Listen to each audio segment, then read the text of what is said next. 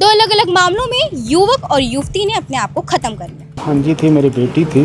उसकी मम्मी का 2011 में डेथ हो गया था। उस समय मैं अपने साथ ला कर के रखा था, उसको पढ़ा लिखाता था। घर परिवार के लोग आते हैं, दरवाजा को तोड़ा जाता है और अंदर मिलता है युवती का शरीर।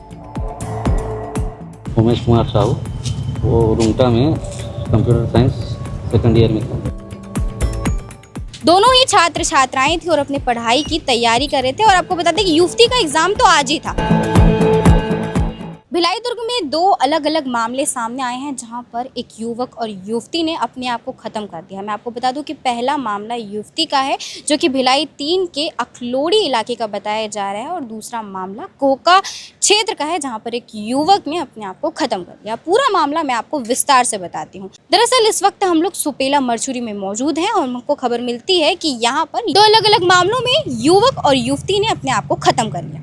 हम जैसे ही यहाँ पर पहुँचते हैं, परिजनों से बातचीत करने पर हमें ये पता चलता है कि आपको मैं पहला मामला युवती का बताना चाहूँगी। जब युवती के कजिन्स, भाई और मामा से हमने बातचीत की तो उन्होंने बताया कि युवती की जो मम्मी है उनकी पहले ही डेथ हो चुकी थी और अभी उनके पापा ने दूसरी शादी की थी। अचानक रात को युवती अपनी मम्मी पापा से मिलकर आती है और अपनी मंझली मामी को कहती है कि मैं छत में पढ़ने जा रही हूँ। आपको बता दें कि छत में एक अलग से रूम बनाया गया था जिसमें वो अक्सर पढ़ाई करती थी और जब वो छत में जाती है पढ़ने के लिए, उसके बाद वो वापस नहीं आती है नीचे। और जब सुबह सुबह किसी घरेलू काम से जब परिवार वाले युवती के पास जाते हैं और दरवाज़ा खटखटाते हैं और दरवाज़ा ना खोलने पर और भी लोगों को बुलाया जाता है घर परिवार के। जैसे घर परिवार के लोग आते हैं, दरवाज़ा को तोड़ा जाता है और अंदर मिलता है युवती का शरीर, जिसके बाद पुलिस प्रशासन को सूचना दी जाती है। पुलिस प्रशासन लगभग सुबह के 6 से 7 बजे वहां पर पहुंचते हैं, जांच पड़ताल शुरू कर देते हैं। शव के पास से आपको बता दें कि किसी भी प्रकार की कोई ऐसी चीज़ तो नहीं मिली है, सामग्री तो बरामद नहीं हुई जिससे घटना की पुष्टि हो पाए। लेकिन हाँ, एक चीज़ प्राप्त होती है, उसकी डायरी। उस पर कुछ ना कुछ लिखा है, लेकिन इस बात की भी पुष्टि अभी तक नहीं हो पाई है। जब हमने उनके कज़न से बातचीत करने की कोशिश की, उनके कज़न ने हमें बताया कि युवती पढ़ाई से तो परेशान नहीं थी। आपको बता दें कि युवती 11वीं की छात्र है, उसने मैथ सब्जेक्ट लिया है और वो पढ़ाई से परेशान नहीं थी। लेकिन उनका ये कहना है कि युवती ने घरेलू विवाद के चक्कर में आकर इतना बड़ा कदम उठाया है। अब मैं आपको बताती हूँ कि दूसरा मामला क्या है, लेकिन इससे पहले युवती के मामा से हमारी क्या बातचीत हुई है वो आप सुनिए। भांजी थी, मेरी बेटी थी। उसकी मम्मी का 2011 में डेथ हो गया था। उस समय मैं अपने साथ ला कर के रखा था, उसको पढ़ा लिखाता था। और कल अपने पापा से मिलने, अपनी मम्मी से मिलने, दूसरी मम्मी है उससे, अपने बुआ के लड़के से मिलने गई थी। रात में घर आई। उसके बाद फिर सुबह में मेरी मंझली वाली बहू है, उससे पूछ के पढ़ने के लिए गई ऊपर छत में।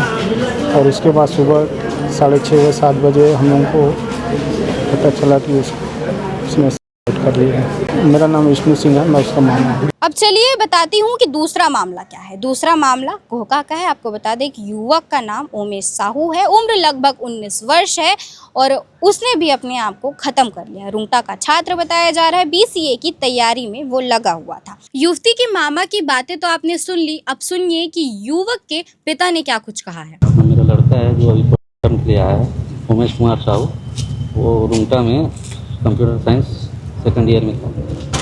आप क्या करते थे? मैं ऑटो चालक। आपको जानकारी कब पड़ी? मैं निकल गया था घर से, सवेरे जल्दी निकल जाता हूँ।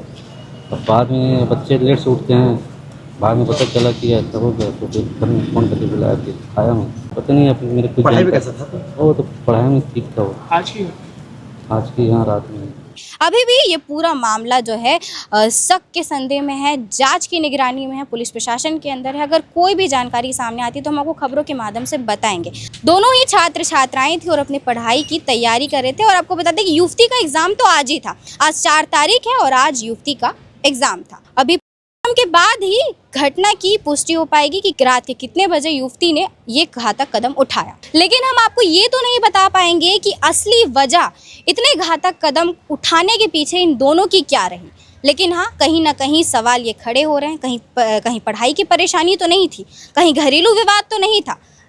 बाकी तो हमने बातचीत की, उन्होंने ऑफ कैमरा हमें बताया भी कि घरेलू विवाद हो सकता है। अब आगे देखते हैं कि क्या कुछ मामला आगे और सामने आता है। अगर आता है तो हम आपको बताएंगे। लेकिन भिलाई दुर्ग में बीते कुछ महीनों में आपको बता दें कि फरवरी के महीने में कई ऐसे केसेस सामने आए थे जहाँ पर बोर्ड परीक्षा के दौरान कई छात्र छात्राओं ने ये घातक कदम उठाया था। क्यों उठाया था? पढ़ाई के प्रेशर को लेकर। अब देखते हैं कि इस मामले में क्या कुछ आगे सामने आता है। हम आपको खबरों के माध्यम से बताते रहेंगे, अपडेट देते रहेंगे। तो ऐसी ही अन्य खबरों और अपडेट्स के लिए केपी न्यूज़ को सब्सक्राइब जरूर कर लीजिएगा। धन्यवाद।